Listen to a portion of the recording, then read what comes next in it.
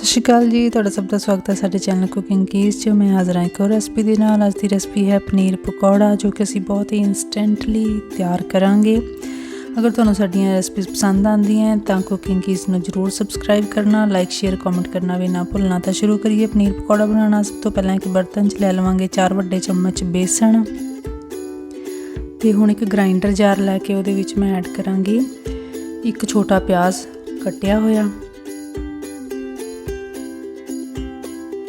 अदरक 1 table spoon great ਕੀਤਾ ਹੋਇਆ, ਤੇ 3 ਹਰੀਆਂ ਮਿਰਚਾਂ ਬਰੀਕ ਕੱਟੀਆਂ ਹੋਈਆਂ। ਇਹਦੇ ਨਾਲ ਹੀ ਮੈਂ ਇੱਕ ਮੁੱਠੀ ਲੈ ਰਹੀ ਹਾਂ ਹਰਾ ਧਨੀਆ,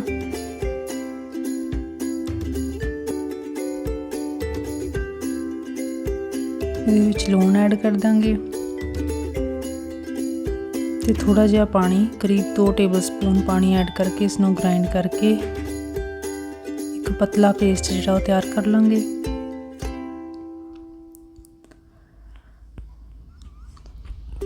ਸੋ ਪੇਸਟ ਤਿਆਰ ਹੋ ਗਿਆ। ਹੁਣ ਇਸ ਪੇਸਟ ਨੂੰ ਮੈਂ ਐਡ ਕਰਾਂਗੀ ਬੇਸਣ ਦੇ ਵਿੱਚ।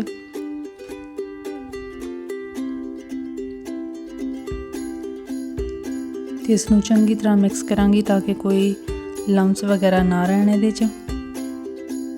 ਇਸ ਨੂੰ ਚੰਗੀ ਤਰ੍ਹਾਂ 4 ਤੋਂ 5 ਮਿੰਟ ਤੱਕ ਇਸ ਤਰ੍ਹਾਂ ਮਿਕਸ ਕਰਨਾ ਹੈ ਚੰਗੀ ਤਰ੍ਹਾਂ।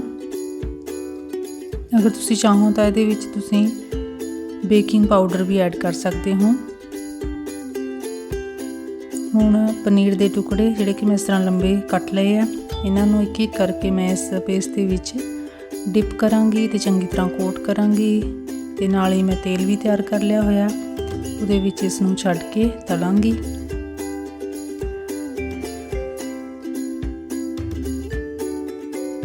ਇਸ ਨੂੰ ਉਲਟ ਪਲਟ ਕੇ ਉਦੋਂ ਤੱਕ ਤਲਣਾ ਹੈ ਜਦੋਂ ਤੱਕ ਇਹ ਗੋਲਡਨ ਬਰਾਊਨ ਕਲਰ ਦਾ ਨਹੀਂ ਹੋ ਜਾਂਦਾ। ਤੇ ਜਿਹੜੀ ਐਕਸਟਰਾ ਅਗਰ ਇਸ ਤਰ੍ਹਾਂ ਪਕੌੜੀਆਂ ਟਾਈਪ ਬਣਦੀਆਂ ਰਹਿੰਦੀਆਂ ਤਾਂ ਇਹਨਾਂ ਨੂੰ ਆਪਾਂ ਅਲੱਗ ਕਰ ਦਾਂਗੇ। ਇਹ ਕਿਸੇ ਸਬਜ਼ੀ ਵਗੈਰਾ 'ਚ ਪੈ ਸਕਦੀਆਂ ਨੇ। ਸੋ ਤੁਸੀਂ ਦੇਖ ਸਕਦੇ ਹੋ ਕਿ ਪਨੀਰ ਦੇ ਪਕੌੜੇ ਜਿਹੜੇ ਉਹ ਬਹੁਤ ਹੀ ਵਧੀਆ ਬਣ ਕੇ ਤਿਆਰ ਹੋ ਰਹੇ ਆ। ਬਹੁਤ ਹੀ ਟੇਸਟੀ ਪਨੀਰ ਦੇ ਪਕੌੜੇ।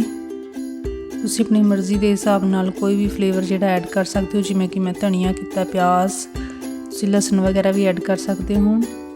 ਸੋ ਘਰੇ ਆਪਾਂ ਬੜੀ ਆਸਾਨੀ ਦੇ ਨਾਲ ਪਨੀਰ ਦੇ ਪਕੌੜੇ ਬਣਾ ਕੇ ਤਿਆਰ ਕਰ ਸਕਦੇ ਹਾਂ। ਲਓ ਜੀ, ਬਹੁਤ ਹੀ ਜ਼ਿਆਦਾ ਨਰਮ ਫਲਫੀ ਪਨੀਰ ਦੇ ਪਕੌੜੇ ਜਿਹੜੇ ਉਹ ਬਣ ਕੇ ਤਿਆਰ ਹੋਏ ਆ। ਸੋ ਤੁਸੀਂ ਜ਼ਰੂਰ ਟਰਾਈ ਕਰਨਾ ਇਸ ਰੈਸਪੀ ਨੂੰ ਤੇ ਮੈਨੂੰ ਦੱਸਣਾ ਕਿ ਤੁਹਾਡੇ ਪਨੀਰ ਦੇ ਪਕੌੜੇ ਕਿਵੇਂ ਬਣੇ।